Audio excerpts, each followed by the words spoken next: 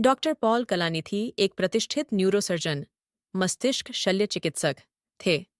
उन्होंने Stanford university से अंग्रेजी साहित्य और जीव विज्ञान की पढ़ाई की थी और बाद में येल यूनिवर्सिटी से चिकित्सा विज्ञान मेडिसिन की डिग्री प्राप्त की। उन्होंने स्टैनफोर्ड में ही न्यूरोसर्जरी मस्तिष्क शल्य चिकित्सा में विशेषज्ञता हासिल की और चिकित्सा जगत में अपनी अलग पहचान बनाई। पॉल एक बेहद बुद्धिमान और संवेदनशील व्यक्ति थे, जिन्हें न केवल विज्ञान बल्कि दर्शन और साहित्य में भी गहरी रुचि थी। वे हमेशा जीवन के गहरे अर्थ को समझने की कोशिश करते थे। उनका मानना था कि मरीजों का इलाज केवल उनके शरीर तक सीमित नहीं होना चाहिए, बल्कि उनके मानसिक और भावनात्मक पहलुओं को भी समझना जरूरी है। लेकिन जब वे 36 वर्ष के थे, तब अचानक उनकी जिंदगी बदल गई। उन्हें पता चला कि वे चौथी स्टेज के फेफड़ों के कैंसर से पीड़ित हैं। यह उनके लिए एक बड़ा झटका था, क्योंकि वे खुद एक डॉक्टर थे और अब उन्हें मरीज की भूमिका में आना पड़ा। ये किताब डॉक्टर से मरीज बनने की एक गहरी और संवेदनशील यात्रा को दर्शाती है।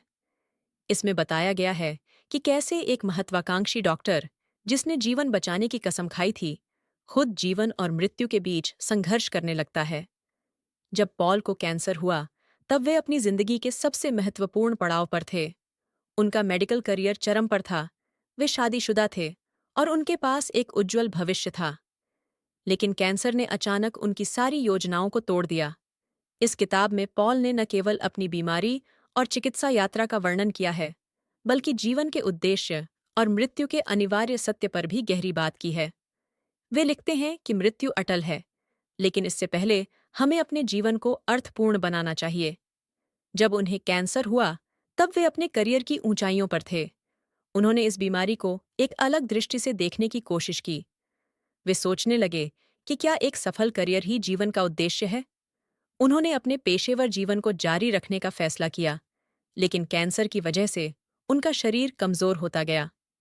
कैंसर से पहले पॉल हमेशा यह सोचते थे कि क्या जीवन को समझने के लिए विज्ञान पर्याप्त है।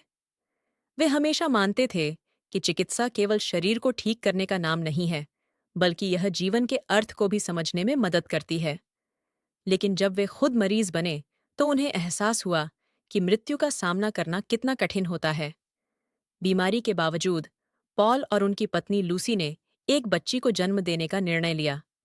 यह एक कठिन निर्णय था, क्योंकि पॉल जानते थे कि वे अपनी बेटी के साथ ज्यादा समय नहीं बिता पाएंगे। लेकिन वे चाहते थे कि उनकी बेटी उन्हें उनकी किताब के माध्यम से जाने।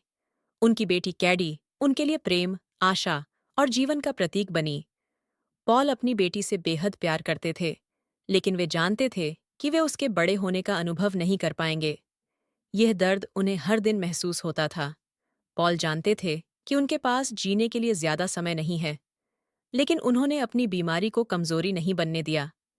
अपनी अंतिम सांसों तक पॉल ने यह किताब लिखी। हालांकि वे इसे पूरा नहीं कर सके, उनकी पत्नी लूसी ने इसे पूरा किया। लूसी ने किताब के अंतिम अध्याय में पॉल के अंतिम दिनों का वर्णन किया है, जो बेहद भावुक कर देने वाला है।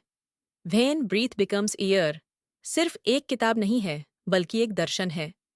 ये हमें सिखाती है कि मृत्यु से डरने के बजाय हमें जीवन को पूरी तरह जीना चाहिए।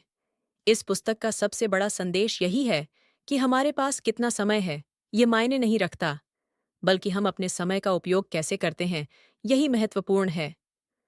ये पुस्तक हमें यह सोचने पर मजबूर करती है कि हम अपने जीवन को कैसे सार्थक बना सकते हैं और मृत्यु से पहले क्या छोड़कर जाना चाहते हैं।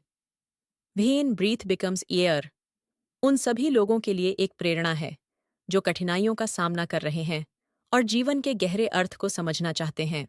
धन्यवाद इस सफर में हमारे साथ रहने के लिए। अगर आपको वीडियो पसंद आया, तो लाइक, कमेंट और सब्सक्राइब करना न भूलें। मिलते हैं अगली कहानी के साथ।